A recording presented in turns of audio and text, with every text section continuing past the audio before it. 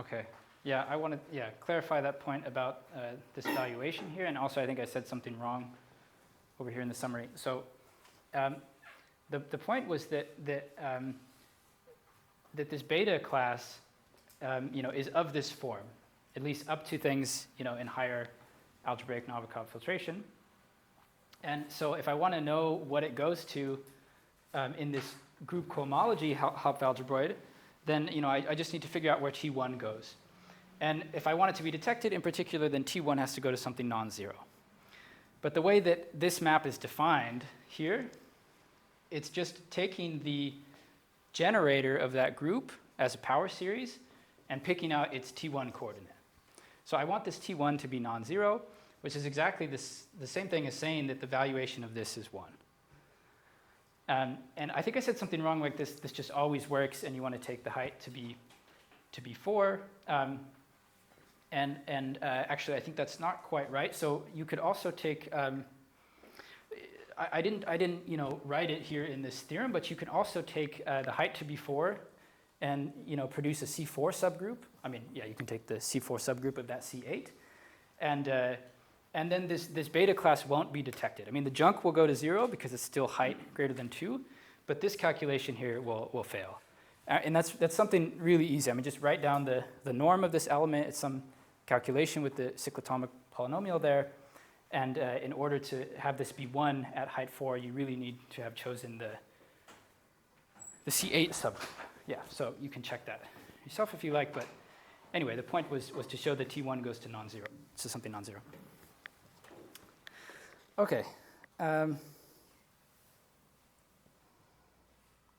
Cool. So now let me zoom out a bit further.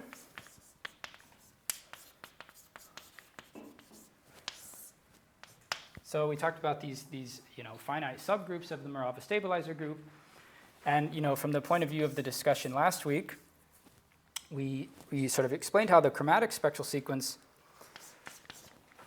reduces the calculation of the Adams-Novikov E2 page in some sense to group cohomology for the Morava stabilizer group. And I want to explain why these finite subgroups are somehow important. And that's the following claim. So this Gn has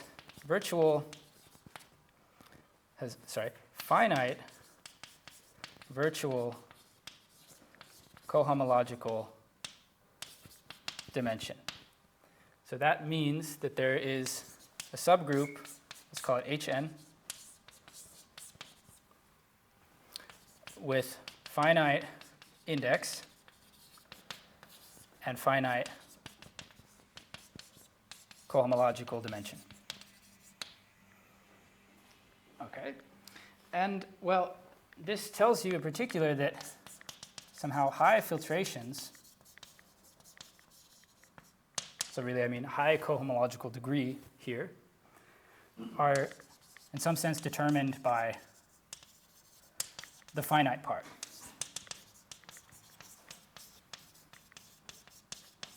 Okay, because if I go, if I take the index above the dimension of this subgroup, then somehow it's controlled by the finite stuff in Gn. So in particular, like non-nilpotent elements, for example. And we already saw an example of that. These betas are non-nilpotent because they go to this class T, which is non-nilpotent in this group cohomology. Okay, and you see an example of this with eta, for example. So if I take the height 1 Morava stabilizer group, we saw at the prime 2, this was a C2 cross a Z2. So that means that the only finite subgroup in there, the only non-trivial one, is the C2. And so somehow the height 1 super high filtration stuff should be detected by C2 group cohomology, and that is the case. So eta, for example, being this sort of first non-trivial nilpotent element, that's why we see it in the C2 group cohomology. Remind me, this E2 page of CSS is what? It's not so easy to describe. Yeah, but it's sort of this form with appropriate coefficients. Yeah. Okay, and this sort of fact I just explained about the sort of what the finite subgroups are controlling as a just motivation for where we're headed a bit, is that this is reflected in topology, for example, by finite resolutions of the Kn local sphere in terms of EON theories, which I'll define now and in a moment, but they're fixed points of Morava E theories with respect to finite subgroups. So at small heights where a lot of things are known about the Morava stabilizer group, there are theorems that say this thing, which is the fixed points of E theory with respect to the whole Morava stabilizer group, sort of can be resolved in terms of things that are determined by finite subgroups. And that's sort of, again, a part of this philosophy here. Okay, so I just wanted to zoom out a bit there. So now I want to take these EON theories a bit more seriously. So let me get into that now. So these are sometimes called Hopkins-Miller theories. And the situation we find ourselves in is we have our Adams-Novikov E2 page mapping to our Adams E2 page. And we're trying to understand what happens with this class Hn squared. And we understand all of the lifts of this to the Adams-Novikov spectral sequence. They're all of the form this beta class plus junk. And we know, already that if I take the map to this group cohomology here, that these two maps have the same kernel in that degree. In particular, that any lift of this goes to something of the form a power of u times this periodicity generator t. Okay, and well, I guess the very first observation we can make is that this isn't enough to say anything about the survival of this element yet. And to try and say something about that, we will think about the following question. Can we lift this to a diagram of spectral sequences? Okay, so this looks like it wants to be the E2 page of a homotopy fixed point spectral sequence. And that would be really great because then we can say more. We can say, well, one of these lifts here has to be a permanent cycle, and permanent cycles go to permanent cycles. So then I have a permanent cycle in this. Maybe I can just compute this whole spectral sequence and conclude that that couldn't have happened. And this is kind of a fun question to answer because, this question? Oh. Because it takes us through a lot of history, which is kind of nice. So first of all, let's think about trying to make this into the E2 page of a spectral sequence. So if I want then some spectrum with an action of C8 on it, right? And I know that if I have some formal group law like the one in question, that this lifts to a spectrum under the conditions of the Landweber exact functor theorem, which is asking whether or not this map of stacks is flat. And this one is not. It's not flat. So first of all, we have to enlarge this somehow. And we already talked about this a bit last week. If I pass to the formal neighborhood of this in MFG less than or equal to 4, then this determines a flat, well, in particular, this pro-Galois, in particular, flat cover of that MFG less than or equal to 4 stack. And then I can compose with, the open inclusion, which is also flat, and get a flat map like that. And the Landweber exact functor theorem gives me a spectrum, Morava E theory, of height 4 in this case, so that when I take pi star of it, I get this, and this is also complex oriented with its formal group, this one. Okay, So we can already start to fill in this diagram a bit. So let's put this here. Because of this diagram of stacks, I get that diagram on X groups. And I don't know yet that this is actually a spectrum with action. And for that, we need to use the Gorse-Hopkins-Miller theorem.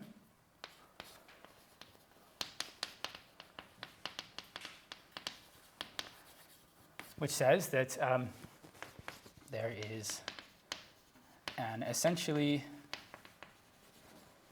unique infinity structure on these Morava E theories En with a discrete automorphism space equivalent to the Morava stabilizer group. Okay, so that produces our G action on the E theory. So in particular now, this actually is the E2 page of a spectral sequence here. And to finish the job, we need to lift the whole diagram to one of spectral sequences. And that we can do also quite easily. So let me define the homotopy fixed point spectral sequence kind of in the way I defined the atom spectral sequence last week. Let's take the diagram of spectra given by En with its G action. And let me apply the Whitehead functor to that and take the limit of that. That gives me some filtration, which implements the homotopy fixed point spectral sequence. Okay, so, well, that's just a definition of the homotopy fixed point spectral sequence, but it's also easy to see from this definition why this map lists to one of filtrations. And that's because, well, because En is complex oriented, because it's even, for example, this implies that its Whitehead filtration agrees with its Adams-Novikov filtration. Okay, so that's a nice fact to think through if you haven't before. But let's just use it. So how does this produce our map that we want? Well, if I write this as the limit,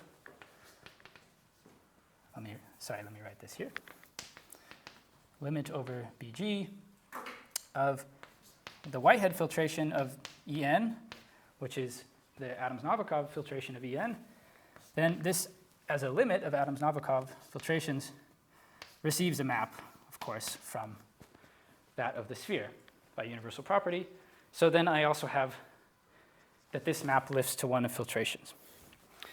Okay, and that's kind of going through a lot of really hard theorems rather quickly, but it's a huge upshot. Now we can play the game that I described before. And let me just, while we're here, make the definition that I sort of already did before, which is that these EON theories are just the fixed points of En with respect to G. So the notation, hides the Folmer group and the choice of embedding of G into the Morava stabilizer group and so on, but it's, I think, reasonable notation. So let me give the kind of two most famous examples of this. So at height 1, there was the C2 subgroup, and the higher real K theory there is just the actual real K theory, it's KO, up to a completion. And also up to a completion, there is a similar description of TMF in terms of the maximal finite subgroup of G2, which is some group of order 48. Okay. And we already have all of the tools to prove now the detection theorem, which states that if Hn squared survives the atom spectral sequence, then it is detected via the map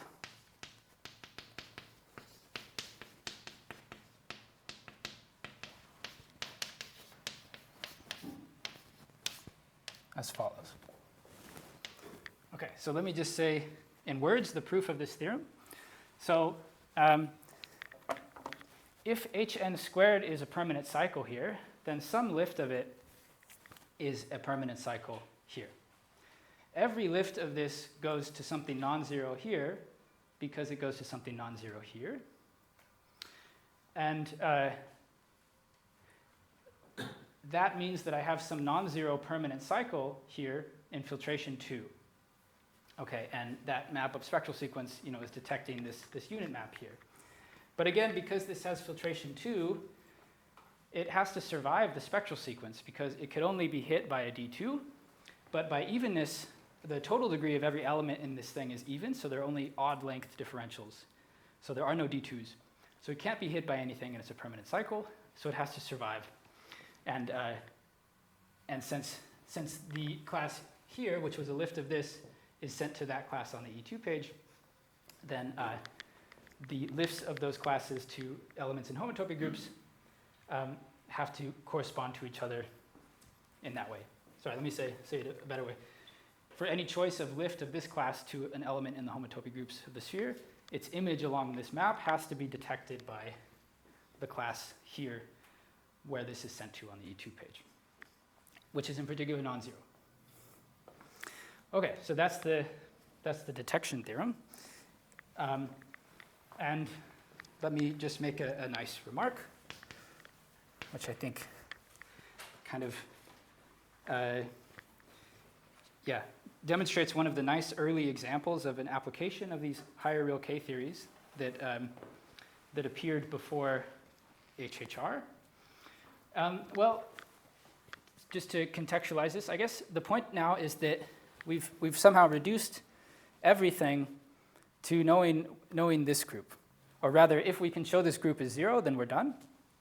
And I haven't given you any reason to believe that that would be true yet, but it does seem quite reasonable to just compute that homotopy fixed point spectral sequence. I mean, its E2 page is cyclic group cohomology. We can try and write down all the differentials, see what happens. And so that seems pretty reasonable that we could actually completely compute that. But one sort of question you might ask is like, well, here I have to do this group cohomology over this big power series ring, which is not, finitely generated, and it's kind of messy. And I sort of said that the reason we had to look at it was to get this factorization here, to get this flat map. But you might ask, can we still somehow rig it so that we're working down here? That would be a lot easier. And I mean, I needed the Landweber exact functor theorem to construct E4, but I can just kill the maximal ideal in E4, and that's some spectrum whose homotopy groups give me this. So actually, I can solve the first problem of like lifting this to a spectrum. It's even a ring spectrum. But the point is that G doesn't act on it, and that's kind of a really nice observation that I will attribute in a second. But let me just say that the action of G is sort of sphere linearly, but it's not E4 or MU linear. So there's no reason to believe that I can sort of descend this action on E4 to 1 on this quotient. And this is sort of the key observation of a theorem of Lie-Nave. He shows that if I look at the Smith-Tota complex, which is something of this form, that this doesn't exist for the height sufficiently large with respect to the prime. And the proof is just that, if that did exist, then because the action is sphere linear, I would get this homotopy fixed point spectral sequence. I would get this C8 action on that, and I would get this map. And he knew enough about the differentials here to get some differentials in that spectral sequence and deduce some contradictions. Okay, so that was kind of one early application of these Hopkins-Miller theories, which also sort of clarifies a bit why we really do have to work with Morava E-theories. Okay, any questions?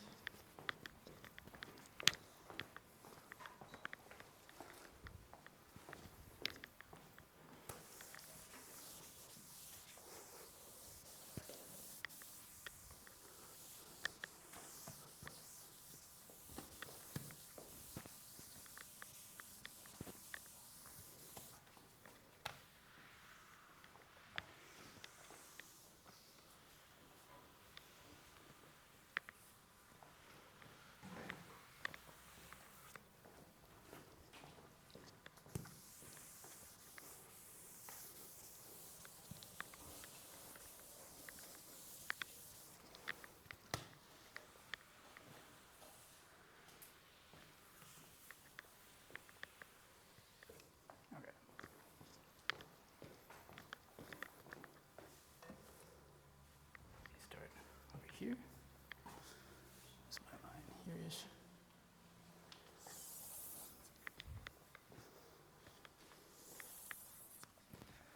All right. So,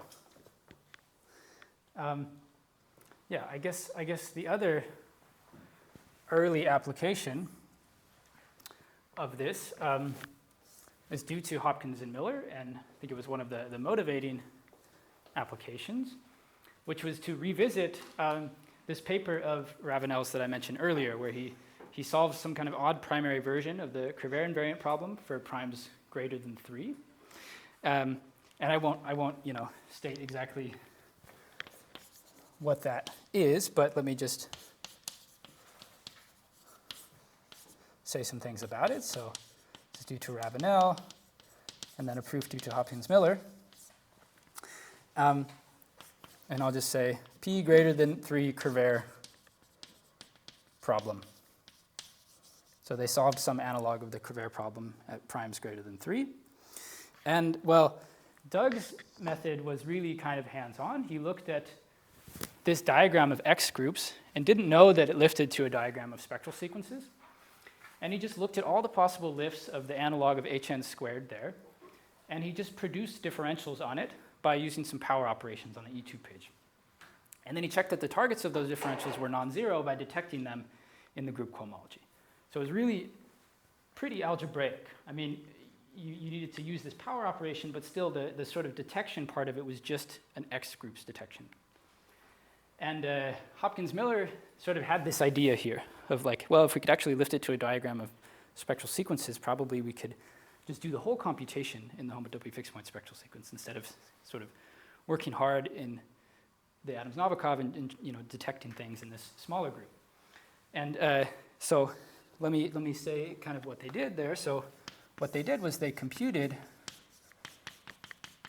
the homotopy fixed point spectral sequence for CP acting on EP minus 1. So I already showed you why we have a CP subgroup there. And they just computed the whole spectral sequence. And they showed two things. They showed something called the gap, which was that there was a gap in the homotopy groups of the fixed points with respect to the CP, which I'll just write the most important consequence of, which is that pi minus 2 of this is 0. And then they proved a periodicity theorem, which said that pi star EO p minus 1 is isomorphic to pi star plus 2p squared EO p minus 1. Write that star plus 2p squared. Okay, and yeah, both of these facts just come from computing the spectral sequence completely. And this sort of gave a proof because, well, the analog of the Kervaire classes, as I told you, these beta p to the I classes, these are in degree 2 p squared times, well, they're of the form a multiple of 2p squared minus 2. And so if I'm 2p squared periodic and minus 2 is 0, then that tells me that the degree of these classes is 0 in here. And we already had our detection theorem, so I didn't state it, but there's a version of that theorem for these classes and for this homotopy fixed point spectrum. And so that gave a new proof of this result of Ravenel, where they didn't use any kind of power operations or explicit differentials in the Adams-Novikov spectral sequence. They just had their detection theorem in hand and then just computed this whole thing. So can I ask, when you say this Kervaire problem p greater than 3, is there like a geometric description, or do you mean just the one? Yeah, I think there's no, as far as I'm aware, there's not a known geometric application of that theorem, but it's just, yeah, there's a class in the Adams spectral sequence at odd primes that is like the square. So there are these classes HI there, and instead of the square, you take their p-fold Massey power. That's sort of behaving like the square, and then you ask if that's a permanent cycle, and you do the same thing. You lift it to the Adams-Novikov, and then do this argument. Yeah. Okay, so I said before that you had no reason to believe that this group would vanish here, but then now that you've seen this theorem, maybe you might be hopeful. And so I guess that's sort of where HHR set off, is to just try and compute this homotopy fixed point spectral sequence for this C8 action. And the first thing you want to do, of course, is compute the E2 pages. So, well, compute the E2 page, but they prove some general things about these group cohomology calculations for finite subgroups of the Morava stabilizer group.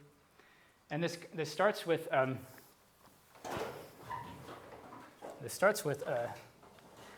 older theorem of Devenat's Hopkins. And what they did was describe they described the G action on En for the whole Morava stabilizer group in terms of some kind of explicit recursive formulas. And one way of interpreting their results is that they showed that there was an equivariant filtration, so a Gn equivariant filtration of pi star En, such that the associated graded is equivariantly of the form as follows. Okay. So M, I'm not going to unravel these statements too carefully, but I'll just say that M is the Dieudonné module associated to this formal group. And it's some explicit linear thing. It's a module. It's a Gn module. And this is a symmetric algebra. Delta is some class in there, some periodicity class, and I is some ideal that you need to complete at, because everything is completed at some ideal. Okay. The Dieudonné module is for the Honda symbol group. Yeah. So yeah. It's like really simple. That's right. Yeah. Okay, and so the first kind of theorem of Hill-Hopkins-Ravenel that they proved before the Kervaire invariant solution was that they showed that you could get rid of this GER if you take the subgroup to be, take a finite subgroup. So let's take a finite subgroup. And they showed that this implies there exists a G equivariant map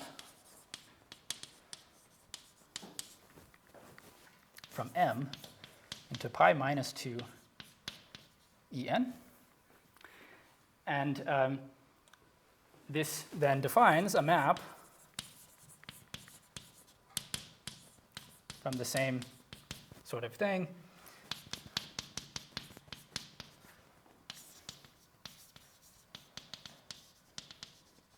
into pi star En, which completely describes it as a G module. So the point is that you already have this theorem. Once you can produce a map here, which induces the isomorphism on associated graded, you're done. And they observed that when the group was finite, they could just write down a map like that. And yeah, Mike told me that he's pretty sure that this isn't going to work for the full Morava stabilizer group, which is kind of interesting. So it's really a finite group construction. Mike Hill.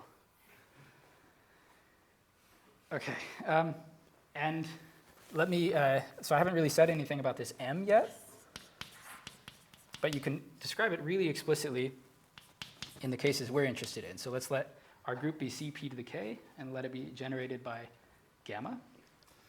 And again, take our height h to be, let me say n here, height n to be p to the k minus 1 times p minus 1. This implies that the Dieudonné module is this Cp to the k module. I take the reduced regular representation of Cp, so that's the one where I take the regular representation and kill the diagonal. And then I induce that to Cp to the k. Okay. So that gives a really explicit description of this M, which translates to an explicit description of this sim M. And the way that I would suggest thinking about these theorems is to ignore the completions and the Laurent thing for a moment and just think of this as saying that, like, these descriptions are telling you that these are actually these pi star ENs are actually like G polynomial in some sense. So they're like polynomial rings where the group is sort of acting by permuting the generators. And let me state that now a bit more explicitly. So let me take everything as in here, so this G and that N. As a consequence of what they proved, there is a equivariant isomorphism as follows.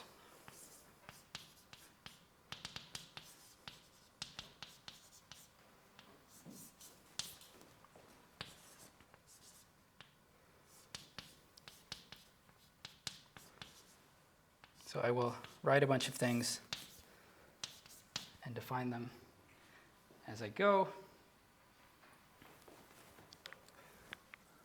First of all, this class U is in degree 2, and it's a class which turns out to be fixed by Cp, by the Cp subgroup. This norm of the class U is, well, just the norm. It's the product of U with all of its conjugates G in this quotient, Cpk mod Cp. And since U is a Cp fixed class, then the norm of it is a Cp to the k fixed class. And I want to introduce, maybe I do a different color for this, notation that this is, what I want to use the notation Cp to the k dot U.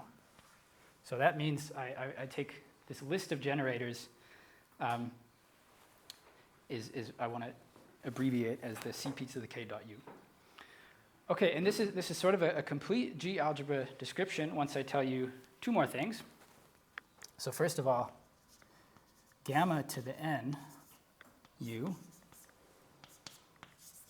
is an explicit sum in the other generators.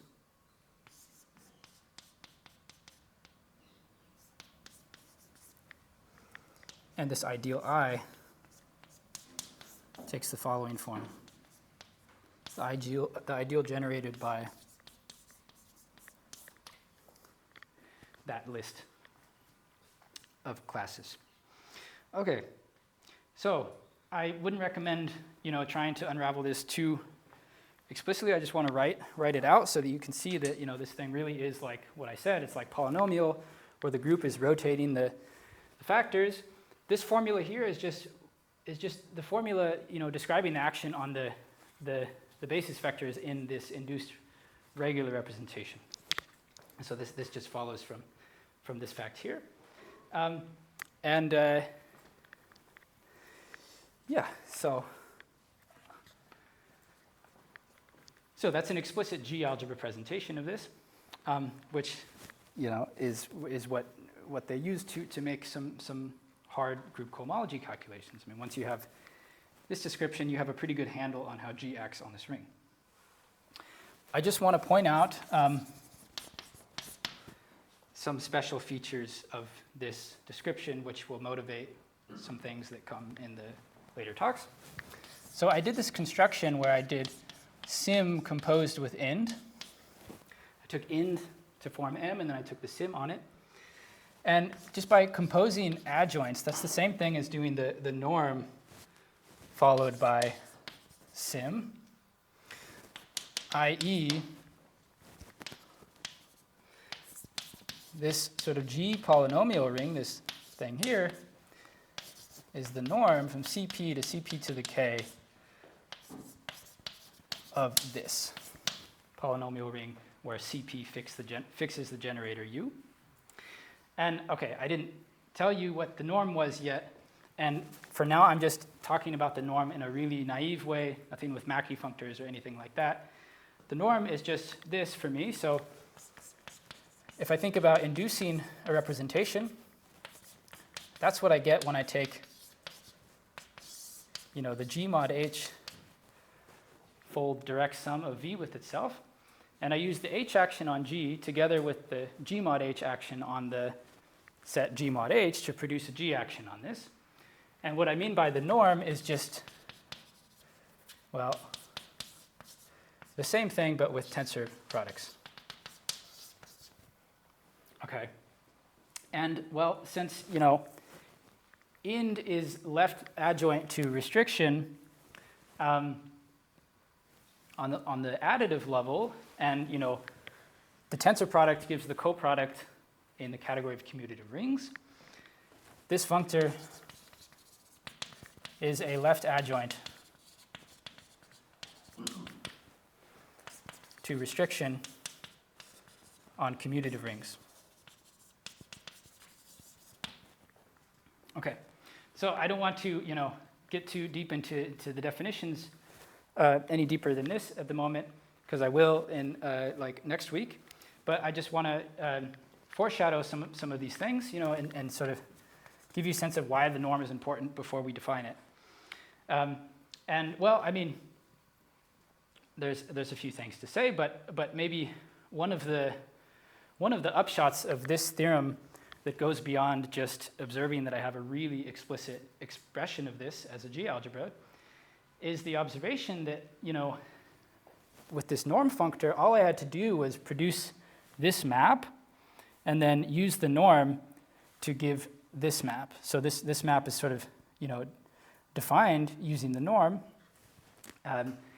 And what they observed is that, they could use that same trick on the level of spectra to construct maps into Morava E theory that were equivariant maps. So, from this theorem, we already know how G acts on the homotopy groups. But to know some things about differentials in these homotopy fixed point spectral sequences, for example, we need to know something about the G action on the spectral level. And so they sort of expected that if they could do things like this on the homotopy groups level, they could also use some spectral version of the norm to get some leverage on higher information like differentials. So let me just say, spectrally, we'll use the norm to construct maps, really equivariant maps into En, hopefully from things that we understand the action, things for which we understand things about the action. Okay, and so I want to end today with some examples of what I just said. And then next week we'll get into the norm functor and equivariant homotopy. Why is there no grading on the right-hand side like this? And the left hand to take grading in the Ravenel topics, and on the right-hand side you have to... Yeah, I mean, there is a grading. M is put into degree -2, so you can sort of see it in this description. I mean, if there's a map like that, then I really want it to be degree -2 in the end. So in the theory you also take the graded, like the associated... Yeah. Both sides. Exactly, yeah. Okay. Yeah.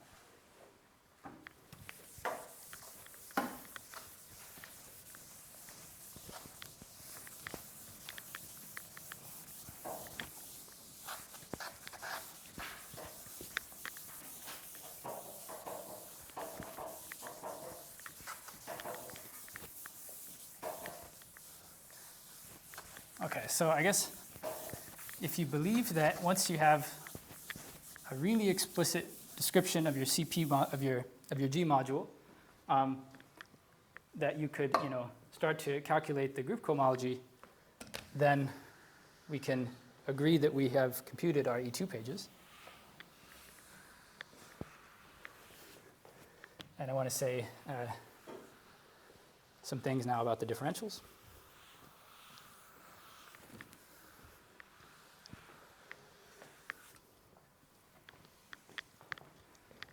Okay. And I want to I think my impression is that they really, really tried to compute these homotopy fixed point spectral sequences and developed a whole suite of techniques to get differentials in them. But I just want to focus on two examples, and both of these use the existence of a lift of this norm construction to the level of spectra. So the first trick, what number? On section 5. Yeah, so we know our E2 pages now, and we want to compute differentials. Okay, so the first trick is use the norm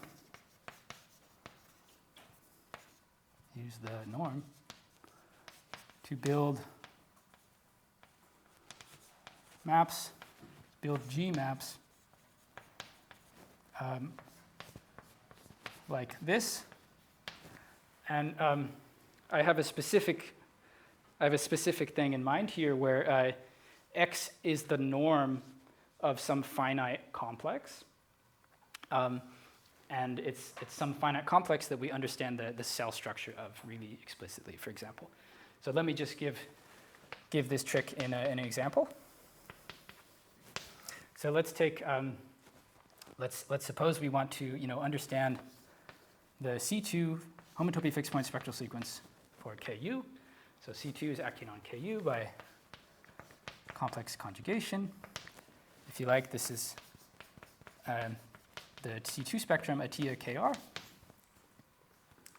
And let's think about computing its homotopy fixed point spectral sequence.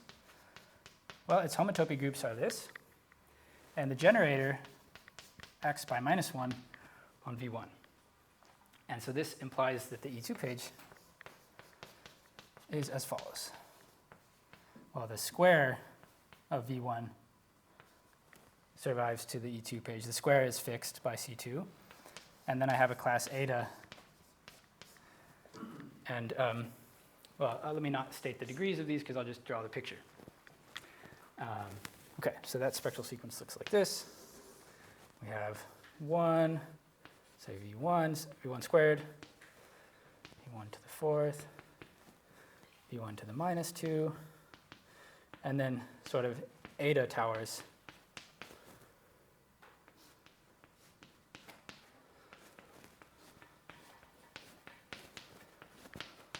off of these. Okay, this is the class eta. And the spectral sequence has just one differential, after which it collapses. And so that's this one, the one killing eta cubed. And the argument they give, if you really unravel this argument, it's I don't know, I feel somehow that every argument for this differential is somehow the same. But it demonstrates a useful technique. And it's as follows. So first of all, I have a map from S2 to Ku, which so that's the class V1. And it doesn't lift to a map of C2 spectra because it's not fixed even on the level of homotopy groups. But I can norm it up. So if I norm it up, then I have a map like this. And on this side, I can observe that norming a sphere gives me the representation sphere given by I induce the representation. So if I induce 2 up from trivial group to C2, I get 2 rho, where rho is the regular representation. And that's what the norm does to a sphere. And then this Ku ring has some kind of C2 commutative ring structure, which I'll talk about next week, but just means that there's this like twisted multiplication map from the norm back to this in the category of C2 spectra, so the equivariant map. Okay, and then basically the way the argument goes from here is that now that I have this equivariant map, I can look at the map on homotopy fixed point spectral sequences. And actually, somehow you can deduce the differential in this homotopy fixed point spectral sequence from the cell structure on this. And I'm going to really, really briefly explain some ingredients for that, which you can try to work out yourself or ask me about it if you like. So let me look at the homotopy fixed points of this. And, well, homotopy fixed points is exact, so let me pull out this suspension. And then this thing is the same thing as, well, I take the dual of the homotopy orbits of the dual. Okay? And these homotopy orbits here are so-called truncated projective spaces. Okay, and in particular, since I took minus 2 sigma, I get this RP infinity minus 2.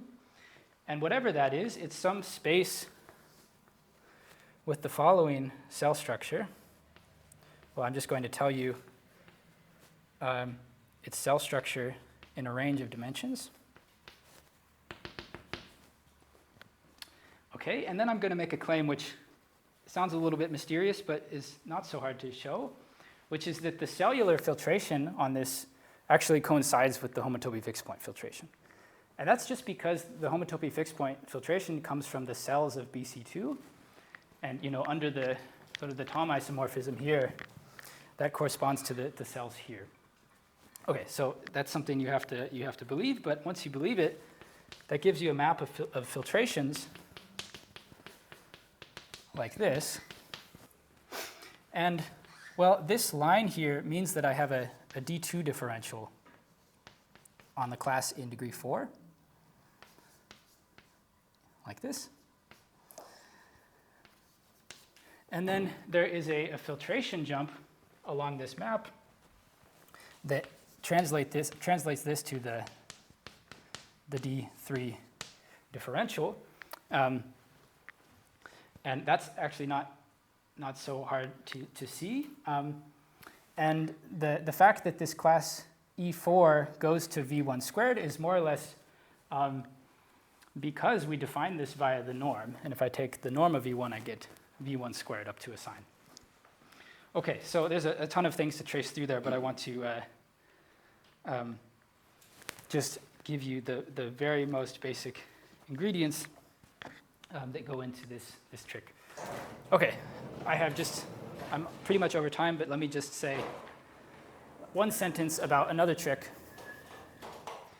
as follows. So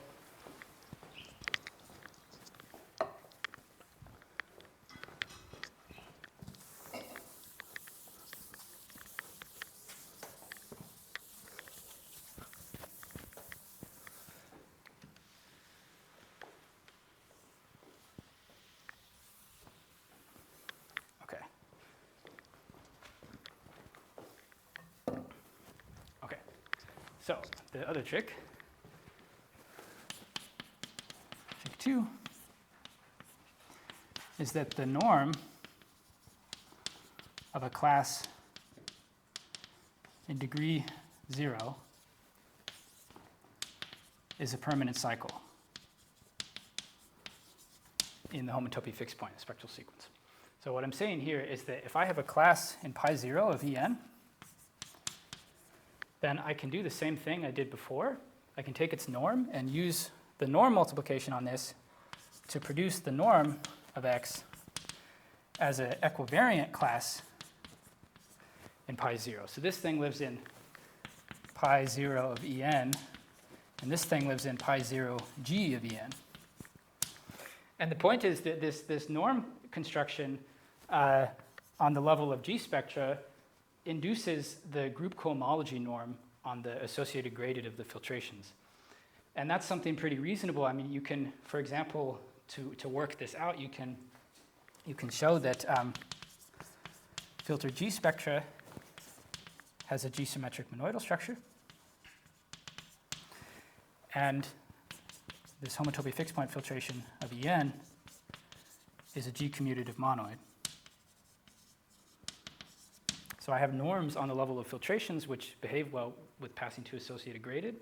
And the point is that the underlying filtration of all of these homotopy fixed point filtrations is the Whitehead filtration, in which there are no differentials. So everything's a permanent cycle.